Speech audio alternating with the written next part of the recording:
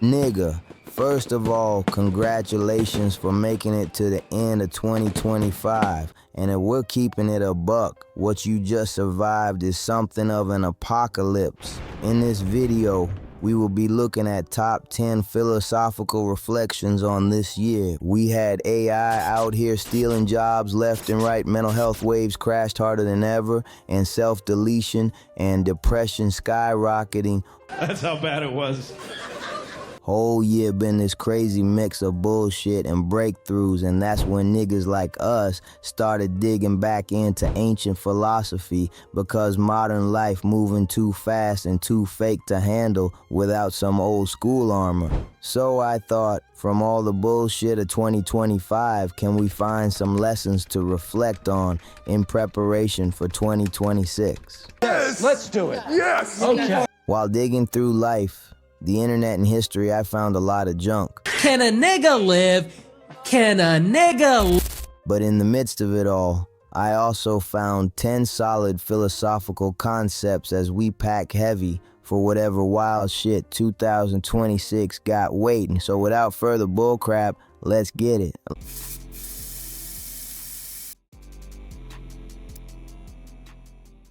Let's start with voluntary discomfort. So what better way to kick this off than with the stoic pressure that had niggas jumping into ice baths and no phone challenges on purpose. 2025 really had people learning about the health benefits of being cheap. With the increase in prices of goods and products, many fuckers learned that paying for heat wasn't all that good. Turns out that a cold house was healthy and also cool. We had people embracing morning cold plunges going stupid viral, and people skipping hot showers or fasting days just to feel in control when the economy was acting funny. Another one is job hunting in this AI takeover where we had resumes getting ghosted by bots, so niggas had to push through workout slumps. Also, we had all sorts of dog-headed motherfuckers cutting social media cold turkey, building that inner steel deadass. The idea is simple. Why the fuck wait for life to slap you with random hardship when you can choose the cold plunge yourself and come out tougher on God? This voluntary discomfort wave built real grit in 2025, turning pain into straight power. And the truth is, heading into 2026 with more economic shifts or personal slumps coming, we finna keep choosing the hard path early so the real storms feel like light rain bet. So keep that in mind, but don't sleep on our next concept because it's the only way to stay keeping shit 100 when everything around is fake as hell. At number 2 is authenticity over performance. Authenticity over performance is that existentialism remix that exploded with raw, unedited TikTok content. It took over while polished political campaigns were getting called out for cap quick. I mean, the year was full of AI deep fakes making trust scarce. So what did folks do? We started posting real talk mental health breakdowns with no makeup and messy rooms.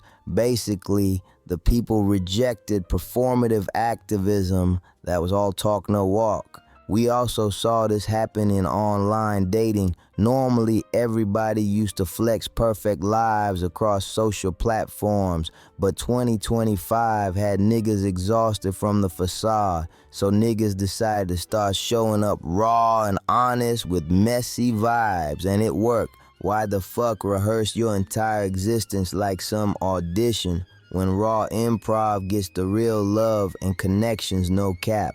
This authenticity push sliced through all the 2025 fakery, from deep fake drama to filtered feeds, building bonds that actually held. And now, rolling into 2026 with algorithms even louder, we finna stay keeping it 100 so relationships stay solid instead of surface. But if dropping the act felt like freedom, wait till we talk about picturing the absolute worst just to make today hit sweeter. Indeed, this next concept finna change how you see every little win. The third concept that made waves this year was negative visualization. With the numerous breakdowns in international relations in 2024, many people, both baddies and niggas, really thought 2025 was going to be the year for World War III. We even had people posting clips of some of the world's richest billionaires building bunkers all around. Rich cowards. They should have taken a page out of the real Chads, living their regular boring-ass lives. These men imagined a nuclear Armageddon and still managed to crack a smile about it while getting the hot bartender's digits. With potential tariff disasters and election drama keeping sleep away, folks started rehearsing bad outcomes deliberately. They imagined job loss before applying or breakup before the date, prepping mental armor for whatever news cycle hit next. Fuckers even went as far as visualizing rejection before sliding in DMs or worst case health scares during checkups, turning fear into fuel instead of letting it blindside. Turns out it was a smart idea. Rather than let life ambush you with the flop, you can rehearse it first and make every normal day feel like a dub on God. This negative visualization game boosted gratitude mad levels in 2025, turning dread into quiet wins, and heading into 2026 with uncertainty still lurking, we finna keep picturing the dark to make the light shine brighter, bet. Next up is optimistic nihilism. Social platforms, especially Twitter aka X, went crazy with absurd political memes this year. I mean, this is a year where jobs felt temporary as hell and prices spiking, so folks leaning into nothing matters humor. Folks were grabbing coffee or walks like they gold even when the bigger picture looked cooked. Instead of raging, people discovered a way to find peace in the absurdity, partying small because grand plans getting smoked anyway. Why the fuck stress over a universe that don't give a damn when you can direct your own little movie and make it fun, no cap? This optimistic nihilism eased mad dread in 2025, turning existential weight into light pressure joy. And as we prepare to rock and roll into 2026, we finna keep finding pockets of dopey in the void, keeping vibes high, even when shit wild. But if nothing matters, free you up, wait till we talk about staying locked in the moment. This is where you realize you can let notifications pile up just so your sanity eats first. The fifth concept is mindfulness in the moment. This is that stoic Buddhist blend that had niggas pausing the endless scroll because mental health apps surging while constant news alerts tried to cook everybody's peace in 2025. I'm here to tell you right now, we don't care. Think about it. Election drama and policy fallout notifications blowing up phones nonstop. So folks started practicing staying present, deliberate savoring coffee, or walks without the feed, stealing focus, grounding in routines when the world's spinning too fast. We also saw therapy trends pushing breath work and short meditations between doom scroll sessions, turning small pauses into sanity saves when everything felt overwhelming. In 2025, internet dudes finally made the first brave attempt to kill the FOMOAK, a fear of missing out. We finally discovered that there was nothing to miss because something was always happening and more will still happen, so what's the rush? This mindfulness in the moment game fought burnout hard in 2025, sharpening focus amid chaos. And honestly, it will be interesting to see how it goes in 2026. But our next one been kissing fate straight on the mouth no matter how chaotic. Amor Fati is at number 6. Amor Fati is that love of fate pressure where niggas started embracing unexpected turns because policy flips and personal plot twists hit everybody different in 2025. This concept came from the desperation both niggas and bitches were feeling in the air every second. This made it hard to choose and worse to stick to the choice. So rather than spend hours, days, months, and years deliberating, better to go with fate, especially when it blows like a fucking wind. Everyday curveballs like ghosting and dating or a bitch knocking the hustle were quickly turned into lessons because resisting just added extra pain. Why the fuck rage against chaos when you can kiss fate and own the whole script, turning lemons into straight lemonade, no cap? This Amor Fati mindset flipped mad frustration into growth in 2025, making setbacks feel like setup. Already we can tell that 2026 got more setbacks and frustrations for us, but with this concept, we ready to fuck the world with a long dick. But if love and fate feels powerful, wait till we talk about farming aura points, which is at number 7. 2025 had the whole timeline farming aura points because that TikTok trend exploded stupid hard. All 2025, this turned self-reflection into a straight game. Niggas couldn't stop playing. My disappointment is immeasurable, and my day is ruined. Think about it. Aura farming videos everywhere, scoring points for confident moves, like holding eye contact in crowded spots or walking into rooms owning the energy. We had everyday situation where niggas stay checking themselves after interactions asking, did that add aura or deduct it? Viral clips had everybody analyzing vibes in dating, job interviews, and even family arguments. This made growth feel light instead of heavy lecture. I mean, why the fuck treat life like serious grind when you can turn vibe checks into daily points, leveling up confidence or deducting for weak moves, no cap? This aura points wave made personal growth busting fun in 2025. It also helped lighten social anxiety and turn awkward moments into lessons. But who knows, 2026 might send some people back to the farms for real. Damn! Still, growth is growth, and who says we can't aura farm on an actual farm? Now, our next concept has to do with painting on blank canvases when the world is trying to hand you templates. Creating your own meaning stays at number 8. This is where niggas started building lives off script because AI, job uncertainty, and economic shifts had traditional paths feeling shaky as hell in 2025.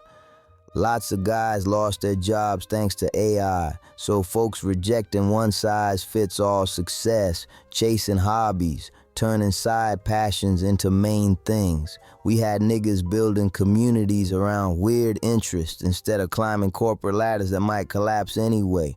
Or young niggas saying fuck the house kids marriage timeline. So they made their own custom goals like traveling solo, starting niche businesses, or pouring into art therapy because old markers of winning felt hollow when the system glitching hard. The simple realization was that there was no point in letting society or algorithms paint your canvas when you can grab the brush and splash your own chaotic masterpiece. This creating your own meaning mindset empowered mad agency in 2025, giving niggas permission to define wins outside hustle culture noise. This calls for deep reflection, but you can't really get that done without the next concept. At number 9 is main character energy. The main character energy is that existentialism-inspired fire that had niggas romanticizing every damn moment of their lives. Why? Because burnout and uncertainty from AI shifts and economic bullshit made feeling like a side character hit too close to home in 2025. We've all been there. The daily routines turning epic, like turning a simple coffee run into a movie scene with your own soundtrack playing in your head, or walking through crowded streets owning the stride like the world is your stage. Bitches really use this, rejecting that victim mentality that would normally have them crying about their trauma in IG comments. 2025 had folks flipping the script, treating low days like plot twists, building confidence by narrating their story out loud in mirrors or journals. Yeah, fuckers really turned inadequacy into straight protagonist power, and it worked. People suddenly realized there was no fucking reason to settle for background extra vibes when you can crank the volume and step into main character energy. This helps some otherwise depressed niggas boost their confidence amidst chaos. And bet rolling into 2026 with more noise, we finna keep narrating our wins big time. Finally, we have the dichotomy of control.